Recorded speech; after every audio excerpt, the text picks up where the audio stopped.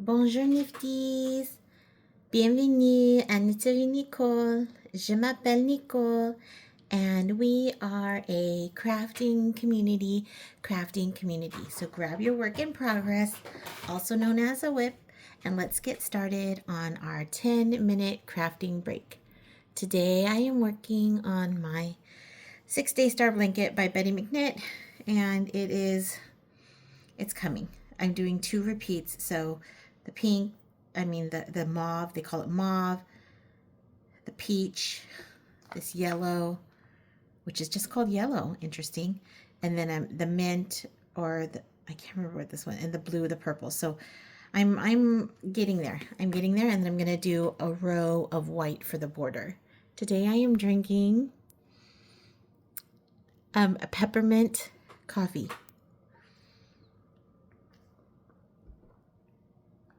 So I bought this peppermint cold foam, and look, I put a little candy cane here, but it's falling in because it's just coffee. And then to keep the peppermint up, I put some whipped cream, and it's pretty delicious. Yeah, I'll just be honest. Normally I like to go, well, I can't say normally because you've been following me now for 6 months, and I don't get coffee that much. I do get it sometimes, but I usually like to make it. And so I do normally like to make my coffee. But back in the day, I used to love to go out and get coffee.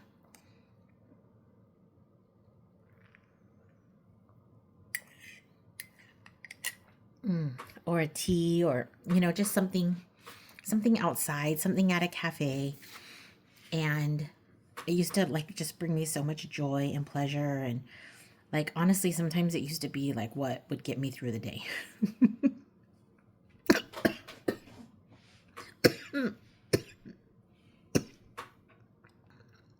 Excuse me, Nifties, I'm back. But now I really like my home coffee. And I don't know if it's just because I'm pickier, or I'm not sure, but one thing I do know is that I don't like my coffee too sweet. And so a lot of times when you buy coffee out, especially some kind of fancy drink, sometimes they put too much sugar in it for me. And I also like a very, very strong coffee. So if there's not enough coffee taste, or it's too sweet, then that's not my preference.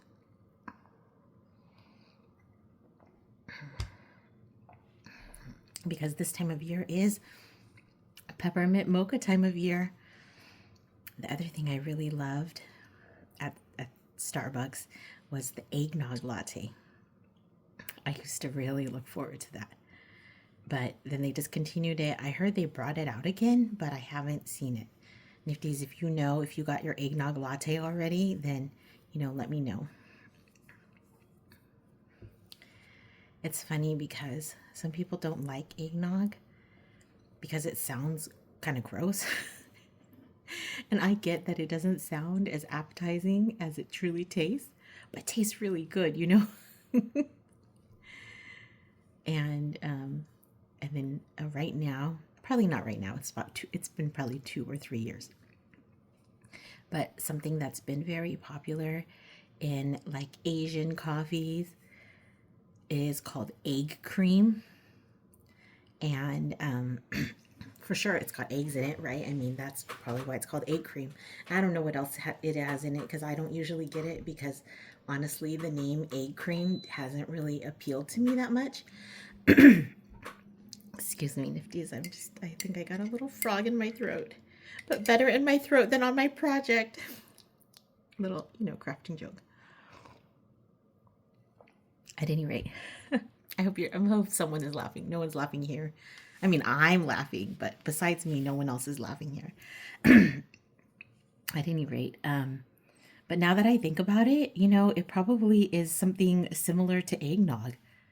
Except the eggnog is a little bit spiced, right? But the fact that it's like an egg base makes it probably similar. And then the other thing that's egg based is custard, right? Custard is egg based, and custard is delicious. in my opinion. I love custard, so I think that that's why when you get an egg coffee, it tastes like custard.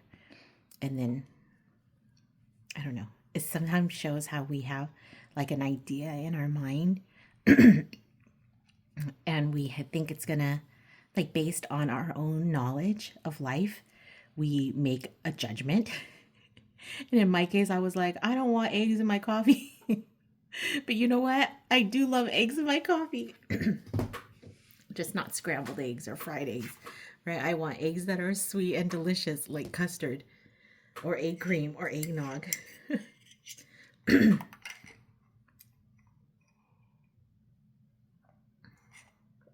Okay, I'm really digging this coffee. I'm really digging it. This is my first time having it.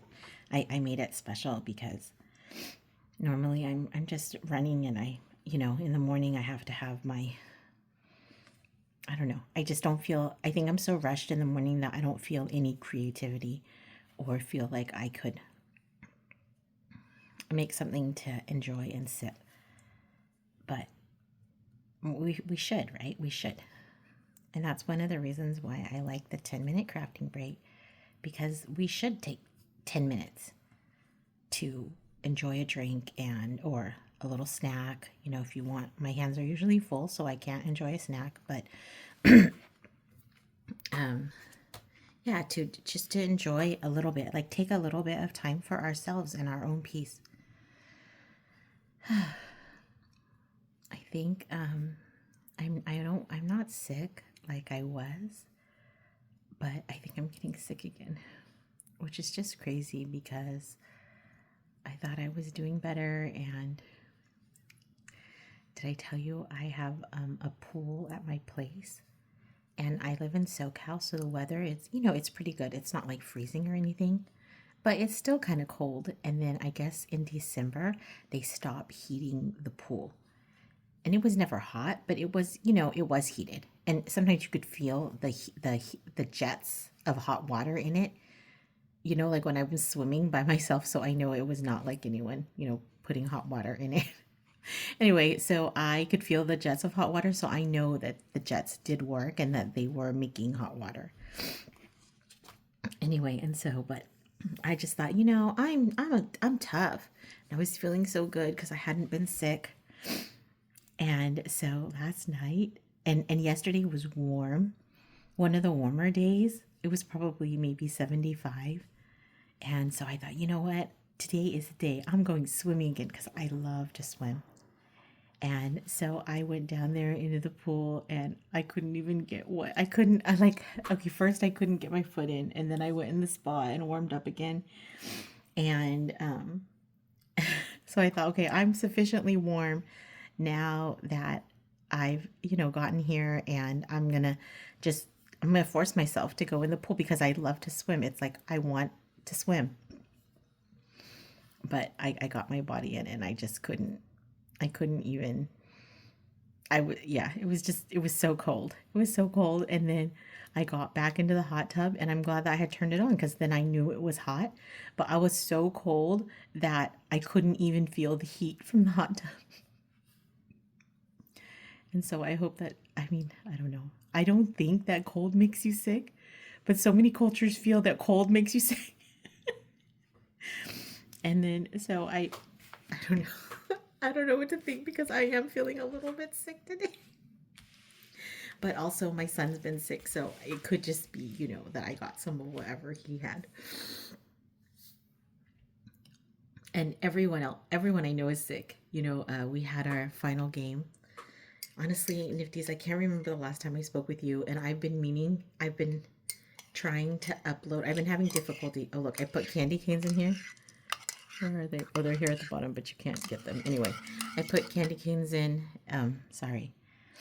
I just lost my train of thought. Oh, yes, I've been trying to upload, but my little laptop, it's like a tablet. It's actually a tablet. My little tablet is so old, and I've used up all of the memory. And so I can't upload the pictures.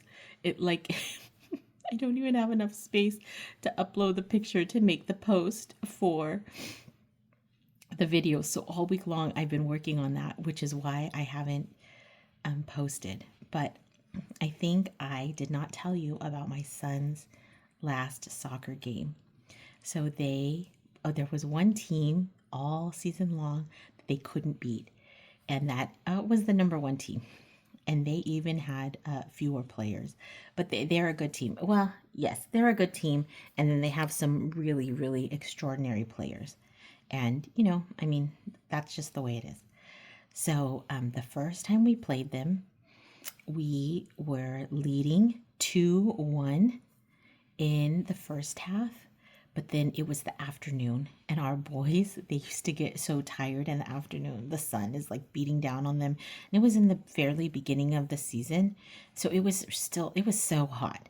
It was so hot, and so I thought, okay, well, they got tired, and you could clearly see they were tired. The other team was tired too, but then there's those one or two players that they have that are, I feel like they could be marathon runners. They run so fast, and they just have endurance, Anyway, so they were able to carry the game, and then we actually ended up losing that game 3-2.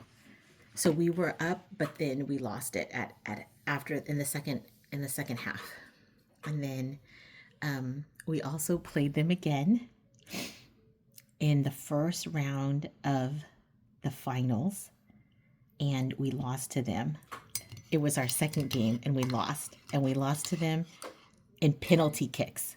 So when you lose in penalty kicks, you think, oh, like it could go either way, because ultimately the penalty, when you go down to penalty kicks, it could go either way. And so we thought, okay, we could still possibly beat them. And then the third time we played them was last Monday. And if we had won, we'd have to play them one more time to see who would be first place. So the first place won, and then the second place would have lost, but only to them. Anyway, we lost. Long story, like really short, we lost.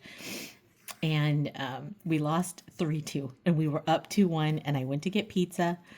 And when I came back, because I missed all the second half because I was getting stupid pizza, there were like issues at the pizza place. Anyway, so when I came back, we lost, and it was 3-2 again. And so that was a sad loss. But I mean, just ultimately, just such a good season.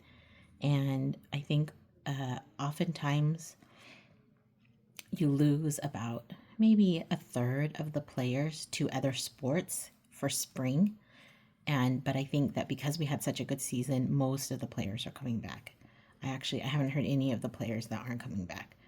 And then let me tell you, at the end of the season, I'm very tired, especially as the team mom.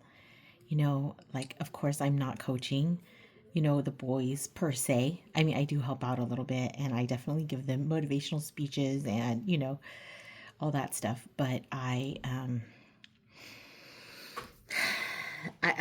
just get tired of carrying the mental load of, all the practices and the changes and the coordination and stuff like that. So when the season's over, I need a break. But one of the parents was like, Nicole, they're not going to be this age forever. And it's so true. My son's changed so much this year. And then he said, you're not going to be able to be the team mom for very much longer. And he was right. I've got only like just a couple more seasons of possibly being team mom. And then I'm going to miss it, right? And it's like, it's such the irony of being a parent. It's like when you're in it, you're tired and you're exhausted, and sorry, I'm so grateful for that parent. He really put things in perspective. He was so right. But anyway, you're in it and you're tired and you're trying to balance everything, especially as a solo mom. Like, I'm literally trying to do it all. And I also, that's why I do this channel, because I need something for me. right? Even if it is only 10 minutes, I need something for me. And so that's why I'm here. But I mean, how many times am I going to be team mom again? Definitely, maybe this season I'm going to do spring now because he gave me that speech. I'm going to do spring. Actually, I was trying to get out of it. I was already asking other moms if they wanted to be the team mom. Anyway, and then, this coach, his kid is going into high school and he said that he's not going to coach anymore. So then maybe the next coach, like even if we do even play like soccer next season, which who knows, because my son, he says he's done, then like if he's done, well, of course, that means this is it. And even if he isn't done, maybe the next team coach, maybe he already has a person that he wants to be, like they call it now team manager, instead of team mom. So maybe he already has someone that wants to be team manager, or, sometimes coaches have like a preferred person that they already know they work well with. And so they like that person. And of course, the coach should have that. It's being a coach, and especially because it's like a whole volunteer position. And so being a coach is, it's a big time commitment too. It was too, that for real, that one was too much for me. Like I'm tired of team mom, but team like coach, like when I was the assistant coach, it was, I couldn't do it. And so, yeah. And so, yeah, this is probably, we probably are ending, like it's probably almost over. And when it's gone, I am gonna be sad. Clearly I am. Just thinking about it, I'm already nostalgic. And so that's like the irony. Yes, the irony. I used it in the right way. It's the irony of being a parent, in that like time goes too slow, but also too fast. I wonder if, the theory of relativity has anything to do with that. At any rate, Nifties, the good thing is that because the season has been good, and because I got a renewed sense of purpose, we are having a team party next Sunday. So not in 2 days, but in 9 days. And so, do you know what that means, Nifties? It means I might finish the blanket before. It gives me 9 days. So each color is 3 rows. So yeah, 3, 6, 9, 12. If I could just do like 2 rows a day, I might be able to finish. I love this blanket, but I'm tired of it. I'm tired of it because I want to do my other, crafts, especially now that it's the holidays. I see so many cute holiday things. Like I see Nettie's, our nifty Nettie, she's doing a really cute, like stitch along for December, and it's like some kind of holly or mistletoe. Like you can't quite tell yet because, of course, you only like the pattern reveals itself as you stitch along with everyone else. So it's fun, but it definitely looks very Christmassy. And, I feel like I should do a Christmas craft too. I actually remember I said I wanted to do some embroidery. I actually have such a cute like stocking kit that I wanted to make for my son. And I've had for years. And I wanted to make it, but it's not going to happen this season. So here's a tip, Nifties, in case you don't know, but the craft stores, and even like places like Target or Walmart, I don't know what stores you guys all have that are close to you, but like the day after the holiday, they super mark down everything, like 70, 80%. And so, like, I think sometimes Joanne used to mark it down like 90%. They literally just want to get rid of it. And like, if you have space, it's such a great time to get new crafts at a really good price, right? And it's so I used to go back when I had more time. I would go to the Joanne, and I have these big Tupperware. I'm sure it's not Tupperware. Big storage bins. They're like, I don't know, maybe 3 feet by 2 feet by 3 feet or something, or 2 feet. They're big. And then I label them, one for each season. And then I just throw all of the stuff in that I buy in there for the next season. So then when the next season comes, I open it up and oh, there are crafts for me and there's new decor, and I don't have to go shopping because I have new stuff like right there, and I got it super cheap. So that's my budget friendly tip for the crafting season. I decided that I'm going to take over my son's little tablet thing because I bought him one and he doesn't like it because it doesn't have enough memory to do gaming on it, which is what he likes to do. And so it's kind of just sitting there. So I decided I'm going to take his. So I will be posting today and you can see my progress on Instagram and on Threads. And on Threads at our account, Knifities Nicole, you will be able to see,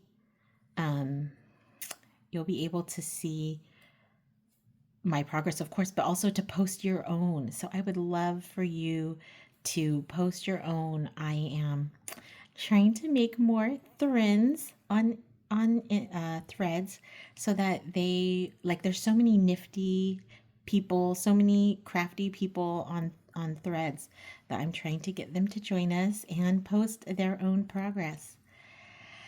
At any rate, Nifties, we are done for today. I thoroughly enjoyed our time. I miss you, and I would love to hear what is going on with you, and if you have any ideas that I have clearly missed.